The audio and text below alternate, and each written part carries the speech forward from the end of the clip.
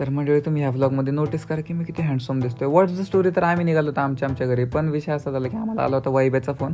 वैभ्या म्हणलं यार आपण बसूया जरा, चिल करू जरा, बसूया एकत्र गप्पा गोष्टी. घरी आलो आम्ही म्हणलं चेंज करून येतो आणि पर्स बघितली मी. सरुसिंबा आणि परीने काय त्या पर्सची वाट लावून ठेवली होती. तर म्हणलं जाऊ द्या, आब्या चेंज करत तोपर्यंत मी आरशात बघतो मी किती हँडसम दिसतोय.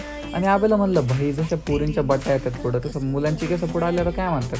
नंतर मग मला संजय लाव गा, आणि मग मी म्हणलं दे मीच लावतो. नुसतं की संजयची चेन घातली मी तिथं पोचल्यानंतर. हा माझ्या शेजारी वैभ्याने माझ्या खांद्यावर हात टाकला होता. म्हणजे माझ्या शेजारचा जो मुलगा आहे ना तो वैभ्यातच म्हणणं होतं की यार आपण जरा बसूयात. तर मंडळी कॉलेजमध्ये आपण सगळे मित्र 3-4 वर्ष एकत्र असतो आणि अचानक ते दिवस संपणार असतात. तर ते काय फिलिंग असतं ते आम्ही जगत होतो त्यावेळी. मस्तपैकी संजयची ओला चालवली मी, काहीच नाही केलं, असं एकदम सिम्पल असा दिवस, पण खूप मजा आली. तर तुम्हाला कसा वाटला हा ब्लॉग कमेंटमध्ये सांगा. जय महाराष्ट्र.